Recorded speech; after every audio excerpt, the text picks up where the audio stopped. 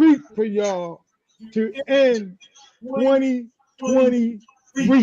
You know what I mean? So TG, how you doing, my love? How's everything going? I'm good. Hi, Sunny. How you doing, Queen? Yeah, I'm perfectly fine. I'll pop in a second, but yeah, we still doing great. How you been? You good? Yes, I'm very good. Thank you guys for asking. Another year has passed us by. Yes. I know that's right. So Yeah. let's start it off. Where you originally from, and how long you've been writing those wonderful stories, books, stuff that you've been got. Oh, thank you. Yeah, I was born in Monterey, California, raised in Monterey and Seaside. Come from a very well family, very educated family. My father was actually an artist and a painter down in Monterey back in the 50s and 60s. And my mom, of course, she did a little bit of everything besides work outside the home. I have 3 brothers, a younger sister, and I have literally been writing. I'm going to have to give it 56 years because I'll be 64 in the new year. Wow. So I've always been able to write. Just, even if it's like 1 or 2 words, I still had the ability to make something rhyme, even at like age 7, 8, 9 kind of thing. So I just stuck with it. And then I'd say when you fast forward to 2010, when social media was, just starting, of course, it was MySpace. I never got onto that, but I ended up on Facebook. And I was just doing my thing, and then someone by the name of Cheese De Niro, Sam knows who that is. He told me, you need to send some of that over to Sam Lawrence and Gordon Gray. And I was like, okay, whatever. And next thing I know, Sam is like, you need to hop aboard over here because you're onto something with that hip hop poetry. So I have literally been with Sam since 2010. Wow. Interesting. Yeah, about 14 years, almost 14 years. Yeah, that's been a long time. So, Sonny, ask her, because she got family that's writing. So ask her how the whole educational thing started off with your mother teaching you some of the traits that you got right now. Because we absolutely want to include moms, because mom's been supporting us from day one also. Oh, yeah. Well, my mom... Oh yeah, I was going to say my mom is not a writer, but her aunt Emma, which is my great aunt, and you can actually Google her under Emma Louise Harrison. She is a strong fixture in the state of Texas, primarily Waco. She had, I believe, 6 or 7 books on New York bestseller. A lot of her writing was educational tools to help teachers teach children. Her brother, my grandfather, Pope Leo MacDonald, he was the first African-American accepted into MIT. I don't know what year he was accepted. I'm going to go with like maybe the 40s or 50s. Mm-hmm. And he became a prominent figure in Seaside, California. So every year, especially Black History Month, he would go around to the various high schools and travel outside of California and show people our history that he traced back so many years. It was incredible. And of course, my father was a painter. Okay. Yeah. So it's like a lot of artistic things going on. And speaking of artistic, the way that you can just go in and like research people and just completely write an article on them is amazing. Because you did it for my mom, which was super, super. Shout out to April Floyd. Yes. It's funny. I think a lot of times I'll look at the research or the bio somebody gives me, and I'll pick out their strong points. And also I'll incorporate maybe something to them that could have been negative that turned into a positive. The rest is my imagination. There's a young man out of South Jamaica, Queens, and San actually introduced me to him, and he goes by the name MG Grand. When I was writing for Mafia magazine, which was Sam Lawrence and Gordon Gray, the young man was just putting his foot in the water on the hip hop scene. So nobody really knew too much about him. So he sent me literally a half a page And my imagination went wild on his content that I turned it into 2 pages. And I would say for almost 10 years, he was selling those T-shirts with that article at his shows. Wow. Yeah. Wow.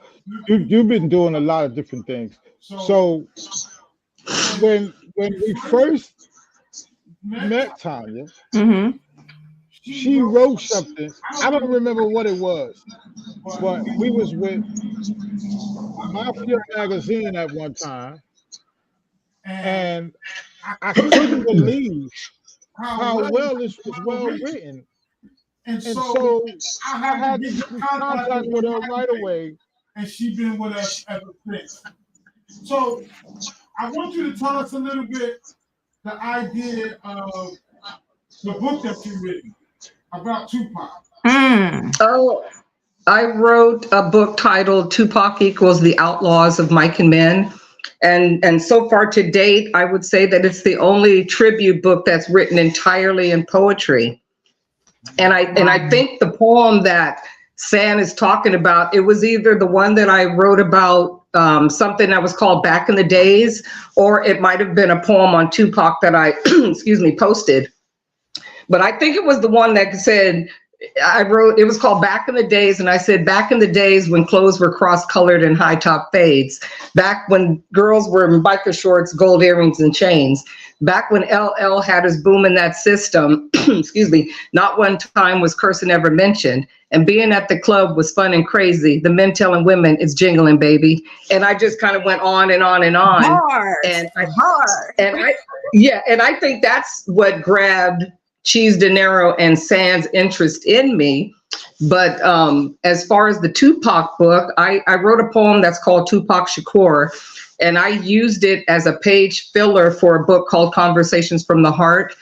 And those that purchased the book, they liked the poetry, but they were more in tune in the one poem on Tupac. And so I would say within about 6 or 7 months, the publisher had received over 500 emails. But it all pertained to that one poem, not even the entire body of work. It was just the one poem on Tupac. So they said, you know what, if you can come up with something more, just do an entire book on him. And that's what I did. And lucky by the grace of God, a lot of the poems I had already written and they were saved on my computer. So I just went back through them and I published the entire thing. And I would say I only added about 10 poems to that book that were not already pre-written years ago. Wow. And so was that your favorite artist? Is that the reason you chose Pac, or what was the reason behind choosing Tupac? It really wasn't that he was my favorite artist. I think after his passing, it was just too much negative stuff going on about him, more so when he passed away compared to when he was living, because at least when you're alive, you can defend yourself and you can speak for yourself. But once you're gone, you have to rely on family and friends and maybe record labels and things like that to justify who you were. So I decided to just look at him as a person when you take the music away. And that's what I did. And I ended up meeting, I met Afeni, I would say, because the book's been out since 2012. And I met Afeni in maybe 2018. It was like right before she had passed away. And she was asking me, how long did you know my son? But I don't remember my son ever speaking about you. And I said, I had never met him. And so she said, how were you able to capture the essence of him, but without knowing him? So she said every single word, she felt her son's presence. Now, in the introduction, I actually talked about how I had a couple of dreams about Tupac, and he was visually just sitting on the end of my bed saying, once you finish writing about me, people will understand who I am without the music. So the day I finished that book, it would have been his 40th birthday if he was still here. So it's 90 pages, 90 different poems. And I had to make sure before I ended that book, I had to speak about Death Row Records. And I came up with the title Row of Death after I saw the documentary Welcome to Death Row. And I think I saw it back in either 2001 or 2002. And even though I saw a lot, you hear a lot of rumors about these people are getting psychologically abused for their music and they're getting beat up and all this other stuff. But until I saw the documentary with the actual artists mentioning how I did this, this, and this, and I made this much money and they took that, I came up with the poem and I literally saved it on my computer since 2002 and I had it published. Wow. So if you ever want to hear it, just let me know. Absolutely. Absolutely. Send that over. So, okay. So, do you want to hear it now? Yes. Yes. Okay. It's called Row of Death. And I said, what was it like at that infamous label for all those thirsty young rappers caught and corralled like horses in stables, while violence unplugged all mics and turntables? The need for greed was injected like speed. Fear-filled minds made of clouds of plead. And all of a sudden, they thought the fame was on their side, telling them to freestyle, but don't drop the dime. And there was no mercy if your lyrics are whack. Creativity is gone and you're under attack. Now the focus is on those getting pistol whipped and slapped, while some stood watching as the rest watched and sat back. Many names became pawns in the game after they signed on the dotted line, but merely treated like prisoners in their moment of shine. But does anyone truly care that those artists sustain pain like a deep-rooted tooth? So who owns their music after they paid the toll in the booth? Listen, bars. Like you put that in a book or you put that out. Like have you been any places as far as like performing these type of things too? No. Performance wise, these poems and stuff, like little portion nights and stuff, you should. Like that's dope. No, it's already in a book and published, but with me, I can sit here with you two and speak. I can sit on the phone and speak, and I can do one-on-one. I don't do well in crowds. Oh, okay. Gotcha. Yeah, so I would shy away from that. And then the other thing I've noticed over the years when it comes to spoken word and open mic, a lot of people that are running those shows, if they find out that you're already published or copywritten, they won't allow you to perform. Because once you're in that, once you're in the public domain, and just say if I had never copywritten that and I just made it up on the spot, it's free will for anybody to have it. Yeah, so interesting. Yeah. So I want you to talk a little bit about some of the pushback or the negative feedback that you have gotten from your book, Mike and Men. Is it the one from Australia? Yes. So far I haven't received the only negative feedback that has come of that book are independent rappers in Australia that felt that my choices were not superior to what they felt was an underground artist. Wow. That kind of feedback I did get. And some people were like, oh, why did you choose him and not him? Like, for example, the guy that I selected for the cover, his name is Davy Stokes, and he's out of New Wales, Australia.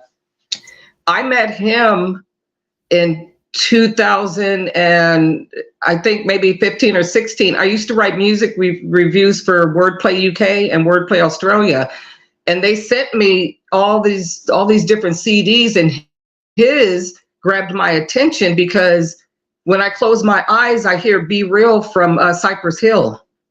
Okay. His tone, his delivery is just like "Be Real," and then his music is like really, really uplifting, not so much cursing and things like that. So I selected him for those reasons, even though I would say like the rivalry he has, maybe some other artists don't like him. They're the ones that would message me and say, you should have picked this guy and why'd you pick that guy? And I was like, you know what?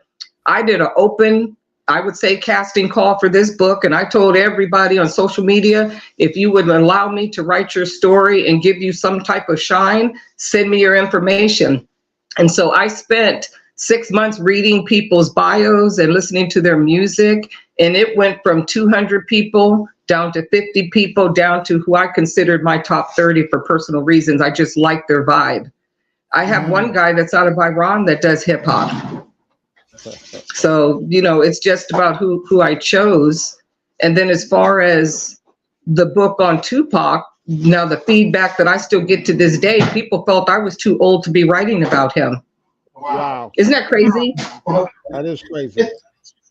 Yeah, because you got his mom's approval. Exactly, and so that says a lot because it takes a thing to get like a Feeney's approval on, with certain things. Exactly, and I had the book published before I felt I needed anybody's approval. The only thing I did not sign a copyright to was the name Tupac. And I think the microphone, I gave my niece credit because she's the one that took the photograph. Other than that, 100% of everything in those books, I did it single-handedly by myself. She came across the book because when they still had the foundation, I don't know if his foundation is still running in Georgia, the Tupac Shakur Foundation for the Gifted. Are you familiar with that place? I'm not sure if it. They also have his museum in LA too as well. Right. I sent 10 signed copies to his foundation because I became friends with some of the staff members, and that's how Afeni got her copy. And then that's when she reached out to the publisher who reached out to me later. But other than that, I would say the only feedback that I get on a regular is people asking me, what do you know about hip hop? You're too old. And it's like all this crazy stuff. I don't pay attention to it, of course. I'm trying to enlighten and educate them on people besides, I don't want to name other rappers' names and make them look bad on this show, but there's more than what you see in the top 10 that you hear on the radio every day. And it's the same top 10. So hip hop is. Didn't one of the Outlaws reach out to you about writing the book? Yeah, it was Bruce Washington, AKA Hussein Fatal. We only got as far as I did the first chapter, and I wrote how I met him and how he liked my writing and his connection to Tupac. And then they went on tour, and I waited several weeks to hear back from him. And so when I got on Facebook, I went straight to his page and I saw all the rest in peace because he had passed away and I didn't know. And so I ended up sending the chapter I wrote, I sent to his oldest sister because he had, I think, 3 daughters. He had left 3 daughters behind. And I felt if they ever decide to write a book, they can just continue where I left off. And I didn't want any compensation for it, because he's not here anymore. But I met him a few times. I met him once in person, and then the rest, of course, it was on social media. And then he started calling me Mrs. Tupac because he said, you rhyme better than most rappers do. I can write it, but of course I don't deliver raps like that because I'm not a rapper, but I can write some stuff for people. I wish I could one day. So your at least something with some goes way. Where do you get your ideas for the things that you write? Your inspiration. You do a lot of different things and have a whole lot of different thoughts. You know what? I first got in tune with hip hop when I was living in Vallejo it was like in 81, 82. And I had a friend across the street. I know his first name is Jason and his last name escapes me, but he used to go to Harlem and some South Jamaica, Queens every summer. He had a lot of family and he would come back with all these mixtapes and he would share them with me. And I still have some of those tapes to this day. And they were just all, I don't know if they were done in a studio, so they weren't like professionally put together, but it was just song after song by various people. And I just like the poetry of it and the rhyming, because to me, you can write poetry and it does not have to rhyme. I just prefer it to rhyme because then you more so have the beginning, the middle, and the end, especially if the words are rhyming. So I can rhyme anything when I look at something, like I'll write the title, and then I write the rhyme around it. I do stuff like that, but that's how I started. That's actually how I started music. I started like poetry, like writing poems and different things when I was younger, and then led into music and me writing and different things. Yeah, because some people, they'll try to find the music first. As far as songwriting and stuff, they'll try to find the music first, and then to me, it's so hard to start writing because you're listening to these melodies and this and that. It's better if you just write something and then go find it. I agree. So, because sometimes when you listen to an artist, you don't want to mimic them either. You know what I'm saying? You want it to be right. You want to be original, and you want it to be yours. Exactly. Exactly. You've been writing. You know what? That's probably why. Yeah, go ahead. You've been writing for quite a while with different other magazines. So I want you to talk about how does it feel to be your work to be celebrated and chosen by many different platforms wanting you to participate with them. You know what? It's sometimes overwhelming because I'll post the stuff and I just let things go into the universe and whatever happens, happens. But I would say if not for you and She's De Niro and Gordon, I might still be where I'm at, but it would have been a harder journey as far as the magazines, because I swear I've been writing for so long, but I just never thought to put anything out. And I believe when I decided to start self-publishing, I was recovering from a minor surgery. And so I was down for a long time.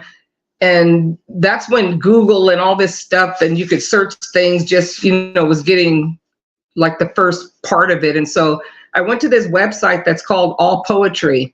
And in order to get access without having to do a paid subscription, whenever you click on that link, whatever word you see, the owner expected the person to create a poem with some substance, depth, and meaning.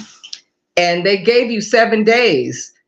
Now, lucky for me, the word I saw was tattoos, and I wrote it in like 10 minutes, and I sent it in. And then the founder of the website sent me an email and said, I'm not even going to leave that up because someone's going to steal it. And I'm just trying to figure out, how did you write that so fast? Because you just logged in. Because he could see when people were logging into his site. And he said, you've been online about 15 minutes. Was that already pre-done? And I said, no, I saw the word and I knew what a tattoo meant to me. So, just let me know if you want to hear it, especially if you have names on your bodies. This one would be for a person that no matter who they're dating, they put that name on their body. And then when they fall in love, they're forever explaining their past because someone can visually see who you dated in the name of ink, put it like that. So, just let me know, because I got everything memorized in my head. Yes, absolutely. So TG, like, I'm still curious about just your skill set, because you've been around me forever. And does it bother when somebody tries to change the way that you write, your style of writing? Yes, it's very irritating. And saying I've gone and became combative with people that have written for you in the past, because when you submit something in any form of writing or singing, you're either going to like it or you're not. But your job is not to change the words, because once you start changing the words, the work is no longer mine. It becomes either yours or ours. So that's always rubbed me the wrong way. And it's probably why I never want to get locked into some kind of contract with a book company, because they might accept my writing this way, but once they grab me, it's like, okay, this is what you're going to do. You're going to do this, this, and this, and it's never going to happen. So I'm better off just freestyling my way through life, because it's not a good feeling when people say, well, you should have used that word or you should have did this. And I'm thinking, well, if I should have did it, why don't you just do it and eliminate me? Right. Because it's not fair to a person that creates something and then they put it out there and then somebody thinks it's their job to critique it, bring it down, and then want you to change the whole thing. And so I just don't do it. Because I've had plenty of people I interviewed for Sam that would just basically say, if you don't do this, if you don't do that, I'm going to tell on you. And I'm like, I don't care if you tell. I'm like, at that time, I was 50-something years old. Who are you going to tell? So I just don't go for it. And I just like to keep things the way I do it. And speaking of that, I know there's been a lot of things that's been going on and just been talked about in the industry in itself. Could you tell people how important it is for people to get their things copywritten and trademarked? Because people have a habit of stealing, whether it is a well-known producer, well-known singer, or even a well-known writer. Once you put your work out there in the public and don't have it copywritten, you're in for a battle, and sometimes you're better off just to lose that battle and learn. So it's very important to not only copyright it, but also always have the original on a computer saved or on a disk, because paperwork can always be destroyed, and you always have to have that second boost of confidence to let people know, hey, she really did this. And I say, don't do the poor man's copyright by copying it and mailing it to you. Do it professionally and get your actual copyright certificate. I mean, that's good for a backup, but I would never want anything I've ever written to be seen on someone's, album cover or a line I wrote and it's in their song. I'm gonna lose it. Because a lot of times I will, when I post little snippets, I let them know it's already been copywritten, the rights belong to me, and then I'll break down the intellectual property, what to do and not to do. So far so good. Who is this down here that joined? Hey, it's Chemistry. Hi, I finally get to see how are you? We finally get to meet. Oh, thank Wonderful. you. How are you? I'm good, thank you. Talking like I usually do because I love to talk. Yes, and you're so well spoken as well as you write. Oh, thank you. That's amazing. No, it's just been a pleasure to be a part of the journey and watching your evolution in writing and all the articles that you've also participated to help Media Made grow. It's just been amazing. So shout out to you. Yeah, thank you. I keep tabs on my writing, and since 2012 to now, I've written over 400 articles and interviews. Wow. Isn't that crazy? So that is I have a question. So what is next? What is on your radar to cover next? I want to write songs for people. And I'm gonna be honest, my person of choice is Taylor Swift. But as far as rappers, I want to write or do raps for 50 Cent. More so his TV shows than his music. Because I watch his shows and I sit there and I imagine I would have wrote the line like this, or I would have did that. So he's on my radar. With your guys' help, you guys can help me. Well, 50, I know he be out there, he be watching. So 50, you hear that? I hit her up. But you know what? I agree. I think he has an inkling of who I am, because he featured me in my books on his website, thisis50cent.com. And back then there was no picture of me, and it was just T Green. So he didn't know if it was a man or a woman that wrote those books. Look at that. Yeah. So I need you to educate people when they put their work on Amazon. Oh God, San, you're killing me. You know how I feel about Amazon. The only way that Amazon is gonna pay an artist, whether it's a music or writing, you have to publish through them. You'll get a royalty from them, and I believe you get almost 100%. But if your work is distributed on Amazon, eBay, All Books, Barnes and Nobles, anybody other than the publisher, you get less than 10% of the value. And unfortunately for me, even though I go through 2 publishing companies, they have contracts with 25,000 bookstores online. And if these stores are not reporting their sales, I don't get paid. I do not get a royalty. And it's like pulling teeth with these publishers, even though I'm independent and I paid them to put it in book form. they feel like they need to hold you hostage. It's crazy. I've been on the phone, literally, I'm calling Amazon. I'm sending emails to the sellers. And I said, how could you have 50 copies of my book and I didn't get 50 checks, or, you know, whatever the circumstances is. And the only one that ever gave me anything for their wrongdoing was eBay, but I still find my books on there. And so you're better off if you're going to be a self-published, you know, writer or musician. You're better just to try to sell your work yourself, and then just try, if you're a writer, just try to find the best printing company that will print the book exactly how you imagine it to be. Pay them for, you know, I don't know how many cases of books you need to sell, but then you can recoup your money back. But if it's sold and distributed, I've recently found my work on Target online and Walmart online. I don't know anybody that shops at Walmart looking for anything hip hop, not even a CD. So I got issues with all this stuff I just have major issues with distribution. I just wish that the publishers that I chose would just sell the work directly from them and not worry about these 35, 40,000 other distributors, because it's not worth it and it's not fair. So don't do it. Don't do it.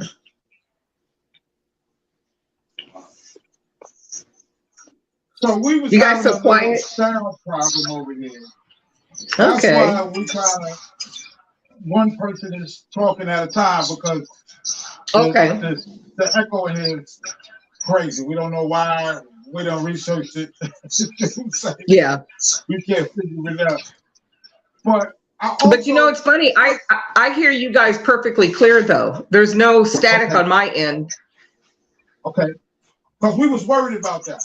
And we was like, no, it's fine. We don't want it to sound crappy because of the echo that we're hearing. Mm-hmm. And stuff. So that's why we're a little slow with the question. It's okay. It's okay. So what's some of the artists? No, I want you to talk about Charlie X. Charlie Rodriguez. So how did you develop that relationship? I met him on Facebook because it was something pertaining to Tupac and Biggie and Eazy-E that I posted, like this snippet of a poem. And then he inboxed me and said that, oh yeah, I really dig that. And then he said, you should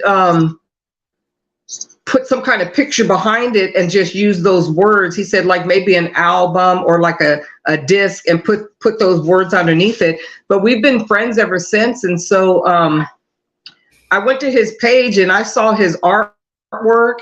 And my favorite is The Game, the painting of The Game. It's so 3D, but he's done The Game, Cedric the Entertainer, Steve Harvey, almost every rapper. He recently, I saw a post with him and I think it was Wiz Khalifa, but he did a portrait for Wiz Khalifa. His paintings, you can see there's a movie called Bomb Pizza, and you actually see his portraits in the background. I want to see if you guys can see the one he did for me. Hopefully you'll be able to see. Can you see that? Yes, we can see that. Oh, wow. Yeah, he did that Jay-Z for me. Yeah, so he's very, very artistic. And one of his close friends is Will Castro. And Will Castro used to have that TV show. It was kind of equivalent to Pimp My Ride, but he did a lot of lowriders and stuff like that. And he had a TV show on MTV for probably 10 years, but they're really good friends. And they grew up, I think on Long Island, or I can't remember, Long Island, Staten Island, one of those islands in New York. But they're really good friends. But I highly support him. And I think people should too, especially if you're looking for a portrait. All you got to do is send him a snapshot, and I'd say within a week he's done and ready to ship it to you. He's very talented. So the reason why Kim is here, not the reason, but you and Kim have a huge amount of hip hop history behind y'all. Okay. Like you and Kim can sit down and talk about hip hop artists out of the 90s and 80s forever.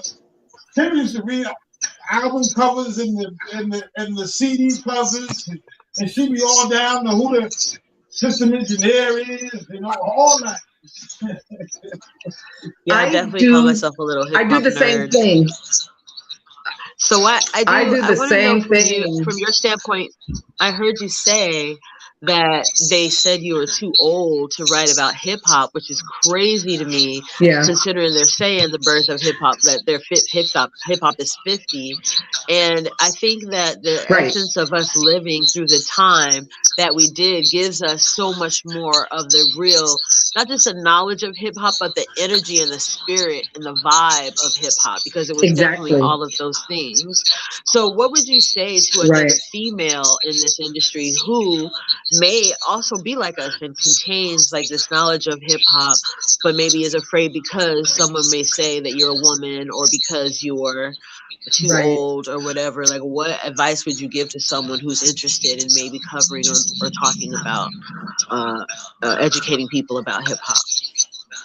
You know what? I think the advice that I would give is that you need to broaden your mind and be mindful of those that came before, because nowadays there's Cardi B, Nicki Minaj, Doja Cat. I like her, and Megan Thee Stallion, and then we have Sexy Red, whatever.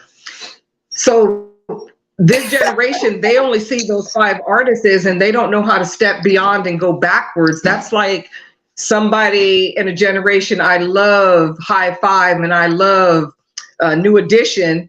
And then somebody tells them, well, what about the Temptations? For them, hearing that, it's like them taking a step backwards, but they're really not. They're educating about who the people are that came before you.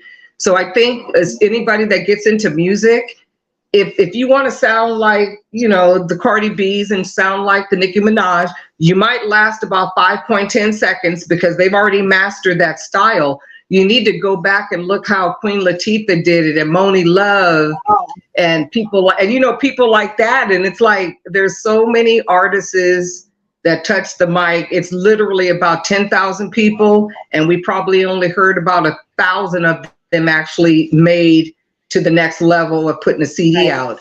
I'm always on Google. I'll think about a song when I lived in Vallejo, and I'm like, whatever happened to that group? Because I remember that song, 3 Buffalo Girls Going Round the Outside. I never knew who sung that, but I used to play the hell out of it. That one song over and over and over. So is it safe to say, because I know you were talking about the old school hip hop queens, which that was part of my era too as well. I'm an 80s baby. So when I hear people with different music and stuff like that. So is it safe to say, like, people like Sexy Red and these other people that are actually coming out, are they going to be remembered 10 years from now? You know what I'm saying? Versus these people that are actually saying that you're old and different things like that when you're not, because the old school people and the old school queens of hip hop, they're still paving the way and they're still touring, and they can still Exactly. I think, you know what? I think my writing is going to outshine what they're doing right now on the social media, because apparently these days in hip hop, or I'm going to have to just say hip hop because I don't see other people doing what half the people do. The more raunchy you are, the more sexist you are, the more misogynistic you are with your rap. All of a sudden you got 100,000 people, 200,000 people, 1 million people following you. Then all of a sudden Rolling Stones is claiming you hip hop artist of the year. Come on. I'm talking about Sexy Red. What is actually hip hop? Because some people rap and then hip hop is like beatboxing, DJing, breakdancing, electric stuff. You know what I'm saying? Different things. Exactly. So it's a difference between hip hop and rap, and people are not understanding it. You know what? They need to break down rap. I know when that started with DJ Kool Herc and the B-boys and stuff were listening to the breaks in between of James Brown and all that and doing their thing. Then they incorporated the graffiti, and here comes African Bambaataa doing his thing, and Soul Sonic Force and everything. If the kids went back to that, their music would be totally different, because what they are doing, I feel I can do it. I would just have better lyrics, and I just wouldn't expose myself visually like that, because it's just too much for my ear to listen to some of these songs. And it's like, there's a way you could have incorporated some meaning behind it and not all this same stuff over and over. I mean, do your thing and get your money, but in the long run, when you get older, you're going to look back and it's like, damn, I can't believe I was doing that at 25 years old and I had 2 kids and I'm acting a fool, but I made some money. But so what? Because they're going to fade away. Yeah. They're definitely going to fade away. And it's just that moment of fame. But when they feel it's slipping away is when they just start getting outrageous and start doing everything. I was just reading about Steady B. Remember him, Steady B? Mm-hmm. Do you remember that rapper, Steady B? Yes. And I was reading how the other guy that was part of his rap thing had a life sentence, and I never knew that until I Googled them recently. And they had robbed some banks, and the officer got shot, and another person got shot, and they were peeking. Allegedly. Well, yeah. Okay, allegedly. Sorry about that. Allegedly. Let's edit that part because I can't say anything. I wasn't there, but they were peeking at their career and already had like 4 CD or cassettes out. And then all of a sudden, allegedly, they're accused of all of this. And it's like their hard work is now going unnoticed because now people are focused on, oh, yeah, he was a talented rapper, but look, allegedly, what happened to them now. So you got to be mindful what you do in this industry or just in life, because everything comes around full circle. But as far as the young MCs and the men and women, I really think they just need to take a class, hip hop 101, even if I have to be the instructor with you guys helping, and then they could really see the insight, and they can see the struggle and see what people went through to get their music heard. Because I remember when people did not want to hear hip hop or rap, and they thought it was junk, and they're burning CDs at the White House, and Maxine Waters is acting crazy about Tupac and all this. It's just crazy. And it's like, it's crazy. And it's like, it's free speech. As long as they're not hurting anyone, let people do their thing. And I was so happy when 2 Live Crew went against the Supreme Court for, put the label on there if it's going to be parental guidance and all that. That was a good thing. But other than that, I didn't listen to 2 Live Crew, but I knew where they were coming from because their music was not hurting anybody. Right. So that was a big movement. Yeah. And it still rhymed too. I feel like, even with, like you said, the generation now and people down in maybe like some of the stuff that Sexy Red does and the music that she does, right. People be like, well, 2 Live Crew, they were singing, they were rapping the same type of stuff, but they actually wasn't. You know what I'm saying? It was a meaning behind certain stuff that they were doing, but it actually made sense at that time. Right. And they got their fan base by selling actual vinyl albums and cassettes, and then moved on to CDs. Nowadays, as long as you have a big following of people, apparently you're a star. And I don't go for that. I mean, it's good that you have the followers, don't get me wrong, but your followers should not define that you're a superstar if you're putting out trash. I consider it trash because I don't listen to it. I have no motivation behind any of it. I can deal with the beats. I like the beats, and I'll sit there and I'll come up with my own songs off of her songs. Maybe I could sell them to her. Come on, it's the lyrics and the words for me. You know what I'm saying? The beat is cool, but I like storytelling and I like the lyrics and the actual words. And if you're not putting it into my soul with like any of that, like I can't listen to it. Exactly. I feel the same way because it's just easier to write something with substance and just don't put out anything because now I know I can because I got to stop using her name, Sexy Red, but she's in the forefront of my mind because every time I get in the car, her song is on. So as a lyricist, Tanya, do you feel that we'll ever get back to the message? Do you think we'll ever circle back to the message? You know what I mean? Like, because I feel like I'm with you. I hear a lot of these songs. I also like the beat. Like, what about the message though? And I feel like there was always a good message, especially in the songs from the 80s. I don't think it's ever going to come back, because the generation, or I won't even say the generation, but the 2023 is going into 24. Everybody's been conditioned to say this is rap and this is hip hop and accept it.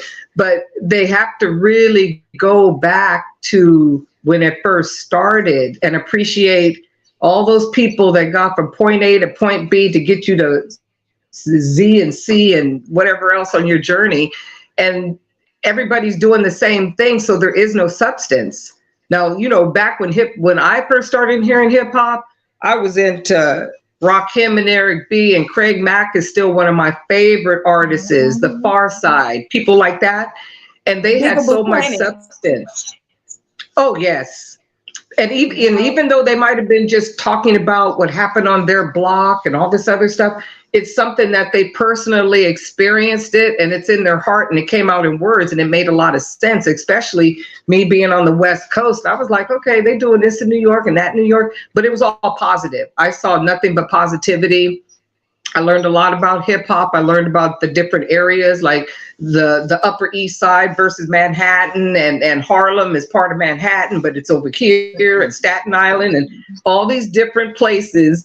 And hip hop all started right there and migrated out. But I do like Southern rappers, and I can't think of any of them now because I don't hear music from them anymore. Right. So I don't know. I want to talk about how big your heart is. How big my heart is? Yes. And how you find subjects to write about. Oh, I go on Facebook. When I get that urge to write a book, I'll just go on Facebook and I'll ask people, especially if I go to your page and I see things, you're doing something artistically, whether it's painting, music, writing music, dancing, or, you know, whatever your desire is, I'll do a post and I'll say, hey, I'm thinking about writing a book called Independent Mics. If you do anything artistically, send it to me. Here's my email, and send me some photos, and make sure your photos do not consist of gun violence, drugs. And if you're a woman in my book, put some clothes on, that kind of thing. So I sit there and I listen to their music. I read their story, and then I start weaning people out, because what they send me is not what they're showing on their page. And so I can't connect the two. So I put them to the side. There's a young man in Iran I met, and he's in my book, Independent Mike Special Edition, because when I read his story, there was no way that I was going to turn him away, because not only did it touch me musically, but how he got to the music. And he lived in a small part of Iran, and it was him and his mother and his father and his sisters, brothers, uncle, grandparents, excuse me. And they were political activists, and they were trying their best to bring unity in that area that they lived. And then there was a bounty on them to like kill on sight. They didn't care that he was in third grade or, you know, his age. So then they became refugees of Turkey. Then they went to Istanbul. Then they made their way to Canada and became citizens. And when he got to Canada, he was in 6th grade, and he heard Biggie and Tupac for the first time, and he gravitated to it. And he has been doing music ever since. Besides a regular, 9 to 5, he still does music, and he goes by the name Lapras the Don. That's his rap name. And he speaks highly of the Holy Quran and everything. And matter of fact, Sam, we have him in one of those issues. I don't remember if it's Mafia or Media Made, but I actually put some of his lyrics to one of his songs in the article I wrote. But he's phenomenal, and those are the stories that touched me. And there's 2 brothers out of Colombia that do acoustic guitar, and on their way to the studio, they got hit by a truck or something. They were on a motorcycle, and his cousin is like passing in the street, but said, please finish the music and let people know. And when I read that, I put him in the book and links for people to buy the music. So those are the stories that touch me. And then besides that, their lyrics are so heartfelt that you can't say no. So that's why I do what I do. And I do 100% of all the work, the writing, the editing, getting the pictures, getting the permission from the photographers. I just try my best to, that's my contribution to hip hop, is to write about those that need to be heard. And that's a beautiful thing, because sometimes when you send artists over to us, the first thing cut in my head was, where did she get this from? Where did she find this person? Because this person is awesome. You know what I mean? And I'm like, but then I know you long enough to know that's T.H. the Green at work again. And you know what's funny? A lot of people, I'm always on Facebook mentioning some singer related to some singer. A lot of people did not know that Larry Graham is Drake's uncle. You know who Larry Graham is, right? Wow. Mm-hmm. I love Grand Central Station. Yes, that's his uncle. And people are like, no, because he sings like that and he does hip hop. I said, that's where he got the connection to music. And his father, I can't think of his father's name, but he's a well-known jazz musician who still tours. So it's like all these people are connected. And I think, Sam, the person, Eric Wilson, that you mentioned, he's first cousins to Evelyn Champagne King and, Frankie Beverly. He's first cousin with Frankie Beverly, Evelyn Champagne King. They're all related, but because they do their own thing and don't write each other's coattails, they just do their own thing. And they're all like successful. It's interesting. It is interesting because I get to talk with you all the time. So I get to know all of the history that we know about as far as in the hip hop genre, period. You know what I mean? Whether it's now or you have so much hip hop history that is unbelievable.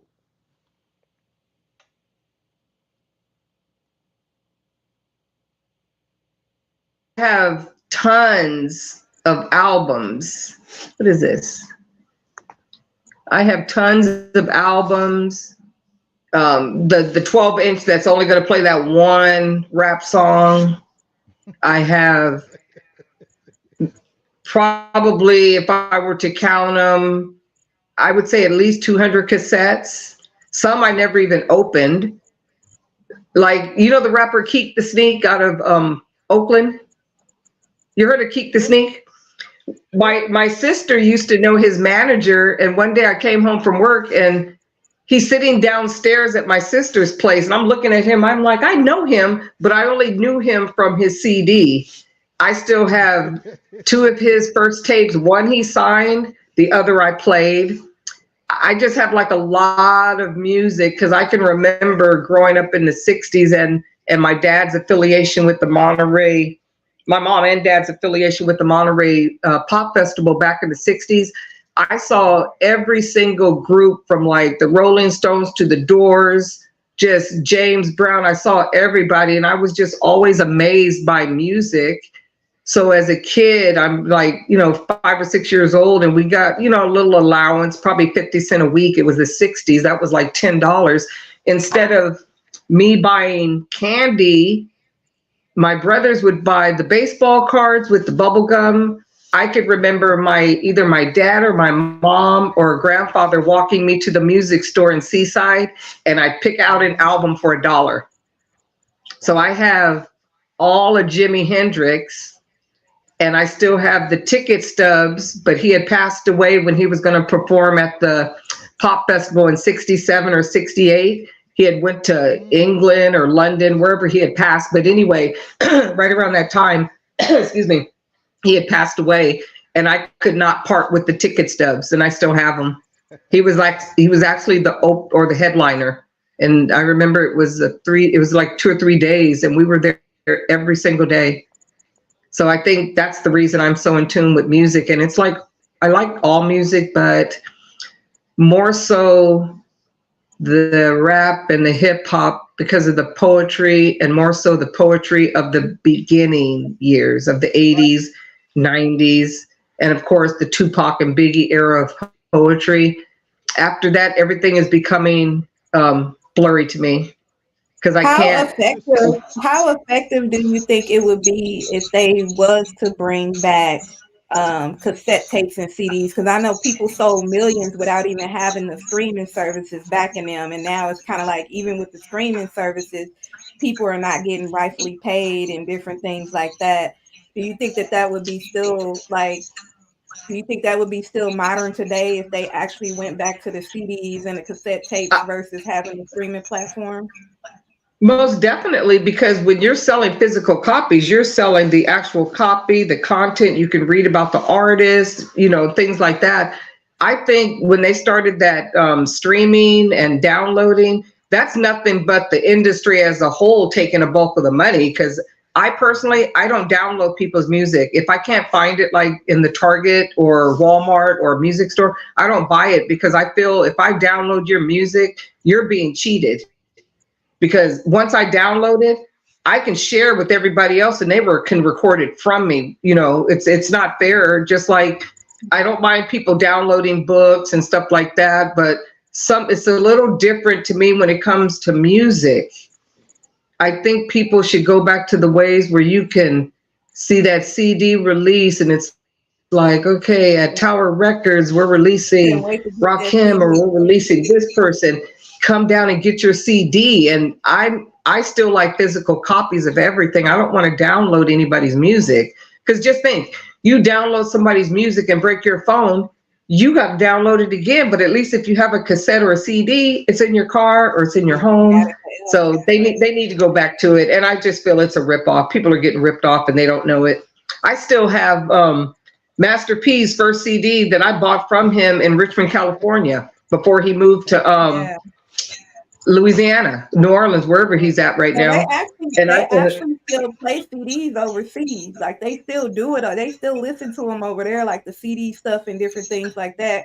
But just like even within the US, they don't have it no more. And I actually have CDs, like still CDs and covers and different things like that. And like the artists, the book I did, Independent Mike's Australia and the UK, every one of those artists in that book, they sent me a physical copy of their CD, because they said we don't really, because of their independence, they don't really want to get into the downloads.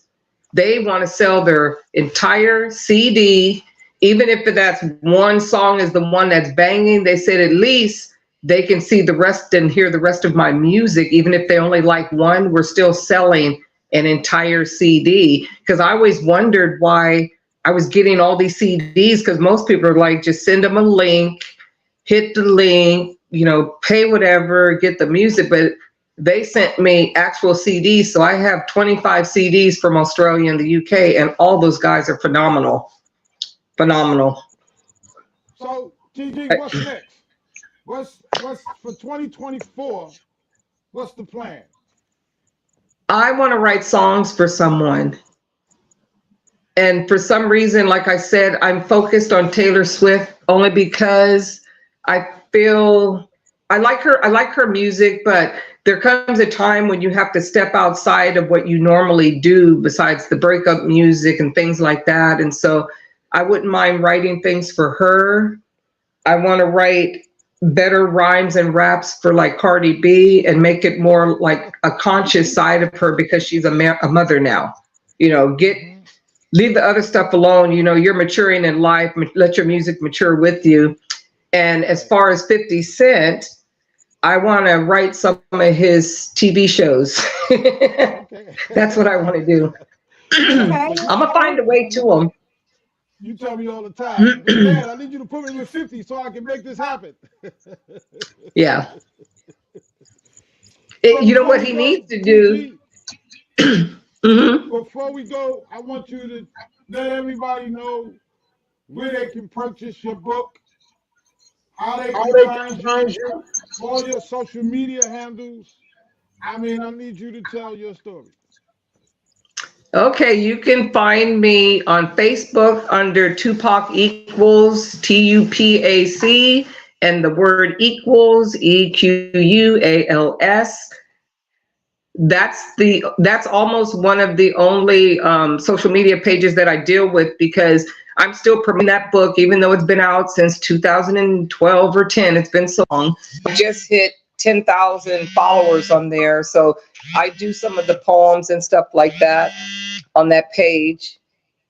And then I have my Instagram is T_Ursula_Green. I just started a TikTok page that's also called Tupac Equals. And as far as my books, Tupac Equals The Outlaws of Mike and Men. It's at Friesen Press Bookstore, and that's FRIESENPRESS.com bookstores. And then Independent Mike's Special Edition and Independent Mike's Australia and the UK, and Conversations from the Heart. That's with Xlibris, which is XLIBRIS. And other than that, I'm still just writing about stuff and thinking about doing a book on tattoo artists now and graffiti. And the title, I already know the title. It's going to be Independent Mike's Presents Hip Hop, Tattoos, Tags, and Paint. So TG, listen, it was beautiful that you came out. You spent your time with us. I can't hear you guys. You can't hear us no more? I can't hear you. Now? Can you hear me now?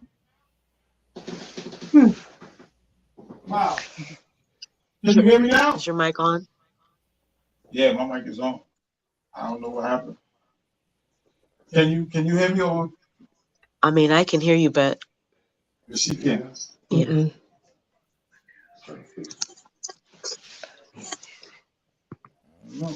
Yeah, I don't know what happened. No. Well, we love Can you guys hear me? Yes. Yeah, I can hear you guys just a little bit. Okay. It is up. Yeah. But before we go, I want to say, may you be blessed in all the things that you do every day, and may you prosper in each and everything that Thank you. do, each and every day that you Thank do. you guys. Okay. Okay. Bye-bye. Bye-bye.